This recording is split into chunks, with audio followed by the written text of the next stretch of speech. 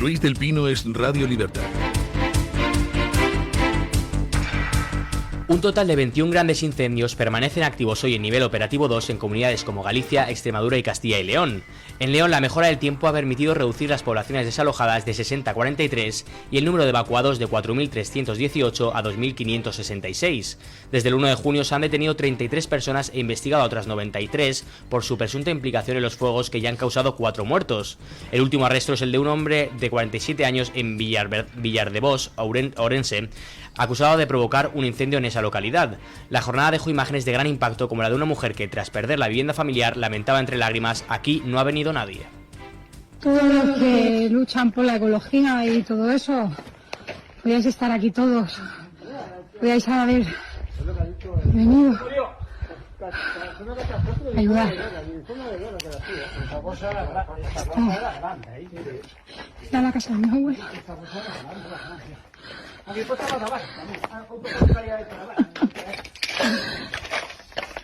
De mi abuela, de mi tatarabuela.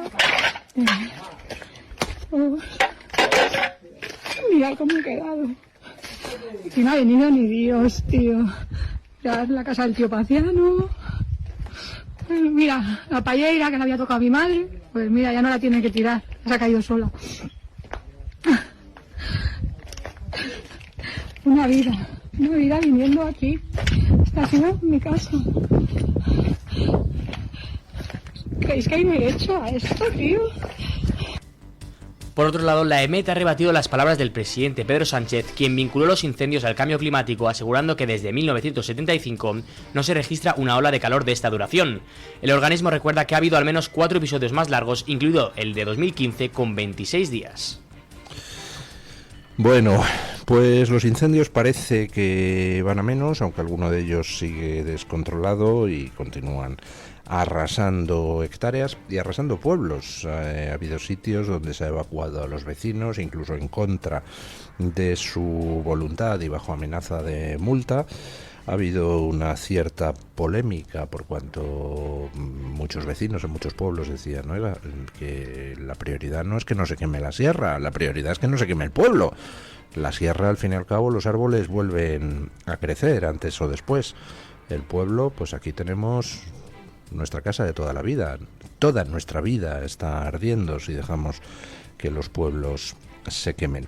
Lo que oíamos a esa señora en el vídeo que hemos puesto, pues es cierto. ¿Dónde están los ecologistas? ¿Dónde están los que han impuesto todas estas normas que han impedido a la gente hacer lo que llevan haciendo durante cientos de años, que es cuidar de su entorno para evitar precisamente, entre otras cosas, que se queme? ¿Dónde están todos esos que han hecho de ciertos parajes algo intocable donde no puedes recoger una piña porque te multan? Y ahora resulta que, después de imponer esas leyes que supuestamente son para proteger el entorno natural, pues el resultado es que todo el combustible distribuido por el suelo ha hecho que esos entornos naturales queden absolutamente destrozados. Si se hubieran limpiado, pues en estos momentos no habríamos tenido que lamentar el que tantas hectáreas de zonas protegidas hayan quedado absolutamente arrasadas. Ayer Pedro Sánchez visitó un municipio extremeño y allí volvió a soltar una de sus habituales mentiras. Continúan con el discurso de lo de intentar culpar al cambio climático. Ya llevamos 31 detenidos, más otros 100 que están investigados por provocar los incendios, por distintas causas y con distintos perfiles, pero todavía no hay demasiados datos sobre el por qué han actuado la mayoría de esos 31. Sabemos que uno era un trabajador de extinción de incendios que lo que quería era provocar un incendio para así tener más trabajo. Ayer se detuvo un menor por provocar 7 incendios en Santiago de Compostela, menor que ha sido ingresado en un centro de internamiento de menores. Se detuvo también a otra persona en otro municipio gallego. Sabemos que Extremadura, pues uno de los incendiarios, pues lo hacía para tratar de facilitar el aprovechamiento cinegético de una zona, es decir, el aprovechamiento para la caza. Nos faltan datos de los restantes y a mí me gustaría saber cuáles son los perfiles de los 31 detenidos y de los investigados, porque ayer veía un interesante artículo del bloguero El Entir llamando la atención sobre un cambio de actitud del Partido Socialista. En el año 2006 hubo una ola de incendios pavorosa en Galicia. Por aquel entonces gobernaba Galicia el bipartito de Partido Socialista más Bloque Nacionalista Gallego. Y automáticamente, desde el PSOE gallego en el gobierno gallego y desde el PSOE nacional en el gobierno nacional, empezaron con el discurso de que era terrorismo incendiario. Hubo detenidos porque eran fuegos provocados y entonces el mensaje que se lanzó desde el gobierno gallego y gobierno nacional era que se trataba de incendiarios que lo que pretendían era desestabilizar al gobierno gallego del Partido Socialista. Qué curioso. Y hablaban de terrorismo ambiental, refiriéndose a los incendiarios. Ahora llevamos 31 incendiarios detenidos y sin embargo el Partido Socialista no ha hecho uso en ningún momento de ese dato. Caramba, qué sorprendente, ¿no? ¿Por qué? ¿Por qué ese cambio de discurso? ¿Por qué ese centrarse en el cambio climático, que evidentemente es una explicación falsa? Ayer Pedro Sánchez volvió a mentir en los datos. Es una cosa espectacular. Dijo que esta era la ola más larga, la ola de calor más larga desde 1975. Los datos de la AEMET muestran que hay otras 4 olas de calor más largas que esta en el registro histórico desde 1975. Pero da igual. O sea, con su matraca de lo de tratar de derivar las responsabilidades hacia el cambio climático, no le importa manipular los datos. Por cierto, la mayoría de las personas pues no somos doctores en climatología, no somos doctores en derechos humanos, no somos doctores en casi nada, pero tenemos sentido común y sabemos detectar cuando algo falla. Por ejemplo, cuando alguien como Pedro Sánchez tiene que salir a decir que esta es la ola de calor más larga de no sé dónde, cuando es mentira, pues quiere decir que lo que está contando es una milonga. Si, por poner un ejemplo de otro campo, en Gaza, si te están diciendo que hay una hambruna entre la población palestina y la única foto que son capaces de sacar es la de un niño esquelético, que lo que tiene es una enfermedad genética, pues no hace falta ser doctor en geopolítica para decir, pues si la única foto que me sacan resulta que está manipulada, es que no tienen fotos reales, ¿verdad? Luego, por tanto, te están contando una milonga, no hay hambruna de ningún tipo. Con esto del cambio climático lo mismo, cuando alguien como Pedro Sánchez tiene que salir a dar datos falsos, esta es la ola de calor más grande que... pues significa que es que no tiene ningún dato real para dar, ¿verdad? Mero sentido común y mera aplicación de la lógica elemental. Luego veremos una posible razón por la que el gobierno está intentando derivar las responsabilidades hacia el cambio climático. Porque de nuevo estaríamos, luego lo comentaremos, ante un caso de negligencia grave que hasta el momento se ha saldado con 4 muertos y con cerca de 200.000 hectáreas quemadas del país. Pero bueno, nuestro gobierno es noticia fuera de nuestro país por otras cuestiones. En este caso, por la nueva imputación de Begoña Gómez. El caso judicial que afecta a Begoña Gómez, esposa del presidente del gobierno Pedro Sánchez, ha dado un salto internacional tras ser imputada este lunes por un quinto delito. El prestigioso Financial Times, uno de los diarios económicos y políticos más influyentes del mundo, abrió hoy su edición en papel con una gran fotografía del matrimonio y la noticia de la imputación de Gómez por presunta malversación de fondos públicos, destacando que Sánchez siente la presión. El juez del juzgado de instrucción número 41 de Madrid citó a Gómez a declarar como investigada el próximo 11 de septiembre. Con esta nueva acusación ya son 5 los delitos por los que está siendo investigada: malversación, tráfico de influencias, corrupción en los negocios, apropiación indebida de marca e intrusismo. El tema de dime con quién te juntas y te diré quién eres, pues es algo que tiene mucha importancia. Por ejemplo, si es usted un político, ¿qué es lo que más cuida? Pues su propia imagen. No debería ser eso lo que más cuidara usted, deberían ser los intereses de sus gobernados, pero la mayoría de los políticos se mueve por motivaciones exclusivas de poder.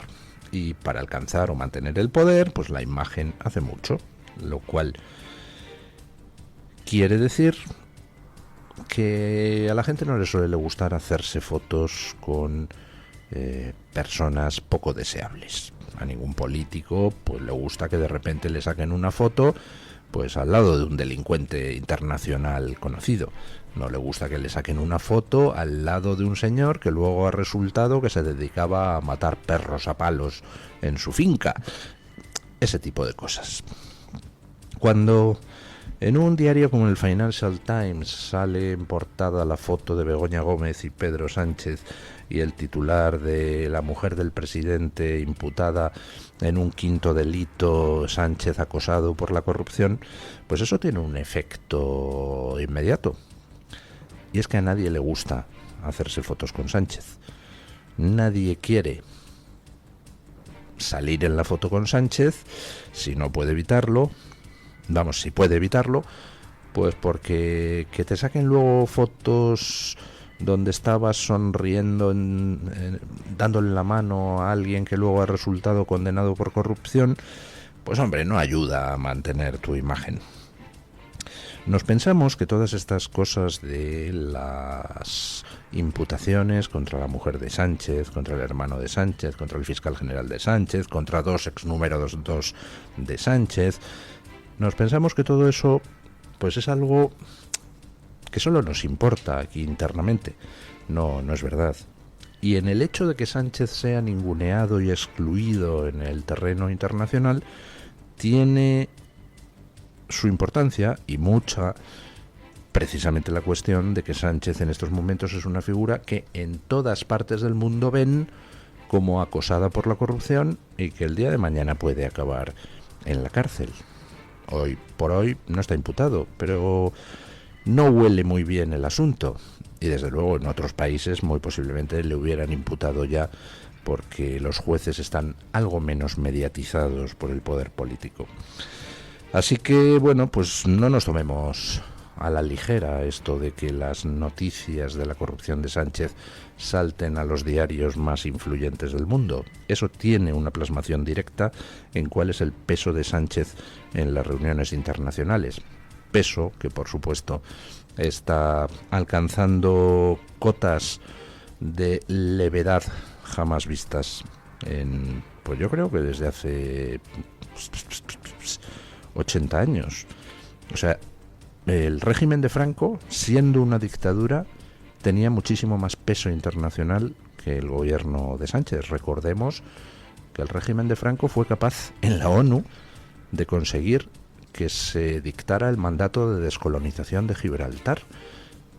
No dudó el régimen de Franco entonces en aliarse con el bloque soviético para conseguir en la ONU que se nos reconociera el derecho a la descolonización de Gibraltar. Teníamos una diplomacia que funcionaba, vamos, infinitamente mejor.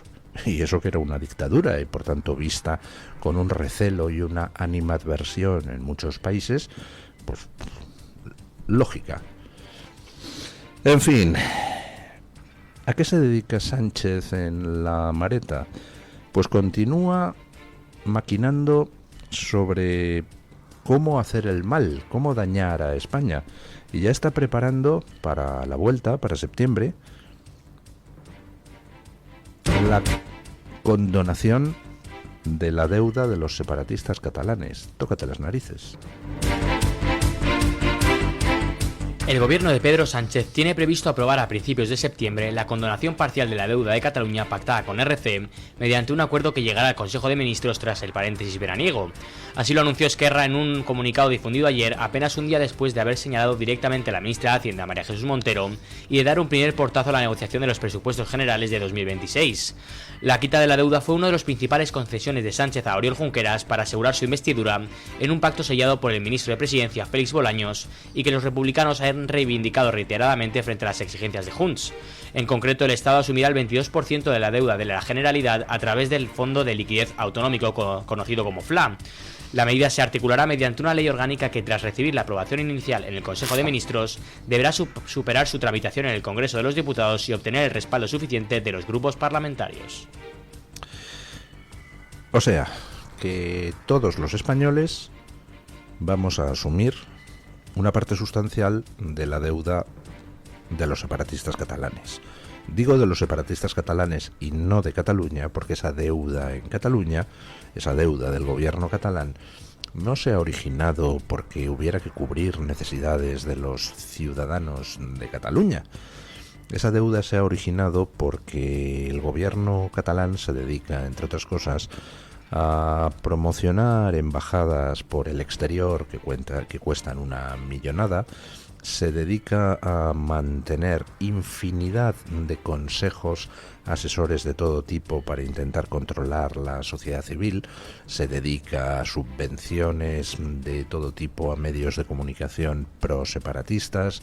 Se dedica a subvenciones a todo tipo de ONGs, asociaciones, fundaciones que lo que hacen es trabajar para el separatismo y dar de comer a mucho político. Vamos, que en Cataluña se ha originado una deuda monstruosa debido precisamente al latrocinio, debido a que se lo llevan crudo y tienen legiones de paniaguados trabajando para el separatismo con el dinero de todos los españoles. Y resulta que nos vamos a tener que comer nosotros al menos una parte de esa deuda, es decir, que yo voy a tener que pagar el coste del embajador de Cataluña en París, pongamos por caso. Bueno, todo esto tiene que pasar por el Consejo de Ministros, tiene que pasar por el Congreso, tampoco es algo, por tanto, cerrado, ni que necesariamente vaya a contar con los apoyos necesarios para ser aprobado, pero desde luego a quien le vuelve a hacer un roto Pedro Sánchez es su propio partido fuera de Cataluña y del País Vasco. Ayer puse en Twitter la gráfica que se puede encontrar en Wikipedia de cómo van evolucionando las encuestas. La gráfica, para alguien que sea votante del PSOE, es pavorosa. En estos momentos el PSOE, y desde hace ya muchos meses, está en caída libre, y al mismo tiempo, en paralelo, Vox está disparado al alza, mientras que el PP, pues fluctuando, más o menos se mantiene y está claramente en la primera posición por delante del Partido Socialista. Simplemente viendo la gráfica se comprueba una cosa: a este ritmo Vox le da al sorpaso al Partido Socialista en menos de 3 meses. Es decir, nos podemos plantar en octubre con Vox en segunda posición en las encuestas. ¿A quién va a perjudicar eso de manera directa? Pues a tanto bobo del Partido Socialista, como por ejemplo don Emiliano García Paje, que es quien va a pagar en las elecciones autonómicas parte del coste de los desafueros que Pedro Sánchez está cometiendo. Con el tema de que nos endose a todos los españoles la deuda catalana, pues al final los castellano-manchegos tendrán una razón más para decir que quizá, pues, en fin, no es el Partido Socialista en Castilla-La Mancha el que mejor defiende los intereses de los castellano-manchegos. Vamos a ver qué pasa con esto de la deuda, pero al final hay una cosa que le vamos a tener que agradecer a Sánchez, y es que es capaz de destruir al Partido Socialista con tal de aguantar un minuto más en la Moncloa. Bueno, pues aprovechemos la oportunidad única que se nos brinda y a ver si somos capaces de hacer que desaparezca el partido más tóxico y ladrón de nuestra historia democrática. Bueno, en Estados Unidos hoy tenemos muchas noticias que vienen de allí y además todas interesantes. Por ejemplo, ayer se ha cancelado la habilitación de seguridad de 37 miembros de los servicios secretos de los Estados Unidos. Vamos, que acaban de despedir a 37 espías. Escuchen. La directora de Inteligencia Nacional de Estados Unidos, Tulsi Gabbard, ha anunciado la revocación de las autorizaciones de seguridad a cerca de 40 funcionarios y exfuncionarios a quienes acusó de abusar de la confianza pública al politizar y manipular la inteligencia. Bajo la dirección de Donald Trump, he ordenado retirar las autorizaciones de seguridad a 37 profesionales de inteligencia, en activo y retirados, que han traicionado la confianza pública al manipular informes, filtrar información clasificada sin autorización y cometer violaciones graves e intencionadas de las normas, señaló Gabbard en un comunicado difundido a través de la red social X. La responsable de inteligencia subrayó que contar con una autorización de seguridad es un privilegio, no un derecho, y defendió que aquellos que traicionan su juramento de la Constitución y anteponen sus intereses personales a los del pueblo estadounidense, rompen la sagrada confianza que juraron mantener. De acuerdo con The New York Times, la mayoría de los afectados participó en la elaboración de la evaluación sobre la injerencia rusa en las elecciones presidenciales de 2016, así como en el análisis de otras amenazas extranjeras contra los comicios estadounidenses. Bueno, 37 miembros de los servicios secretos, todos los cuales tienen en común una cosa. Todos ellos fueron firmantes de aquella carta infame que se publicó en vísperas de las elecciones de 2020 que ganó Joe Biden. Recordarán ustedes que muy poquito antes de las elecciones, muy poquitos meses antes de las elecciones de 2020, pues como el hijo de Joe Biden, Hunter Biden, tampoco es el más listo de la clase, resulta que llevó un ordenador suyo a reparar a una tienda.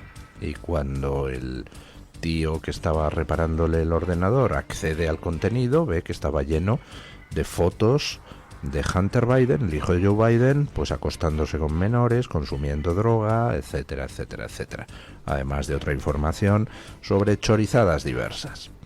Bueno, aquello lo sacó el New York Post, aquella información, y automáticamente pues se decretó el estado de alarma por parte del Partido Demócrata, tocaron arrebato y entonces movilizaron a las redes sociales para que cortaran todo tipo de difusión de aquel escándalo, porque claro, ponía en peligro la elección del papá como presidente y por tanto le alfombraba el camino a aquel escándalo a Donald Trump para ser reelegido.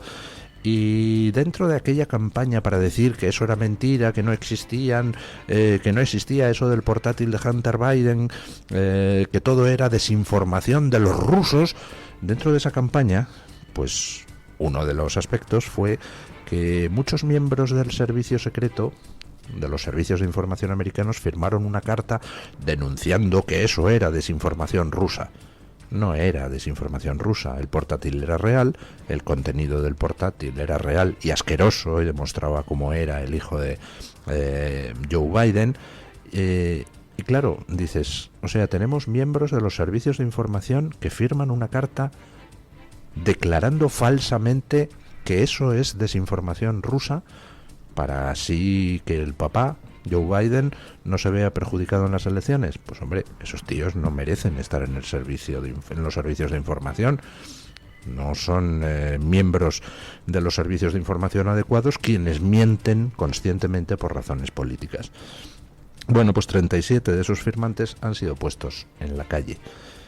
Así es como hay que actuar contra quienes colonizan la administración y tratan de poner una administración que debe ser neutral, en especial los servicios de información, al servicio de un cierto partido. Trump, en su primera legislatura, tenía la Casa Blanca pero no tenía el poder. El poder lo tenían quienes habían infiltrado en la administración a todo tipo de gente. Ahora, en la segunda legislatura, Trump tiene la Casa Blanca y tiene el poder, y lo está ejerciendo. Y aquellos que han traicionado a su país, aquellos que han traicionado su juramento de fidelidad al país, aquellos que siendo funcionarios han quebrado su obligación de neutralidad, pues van a perder sus trabajos, como tiene que ser. Bueno, vamos con la noticia de interés general del Banco de Santander.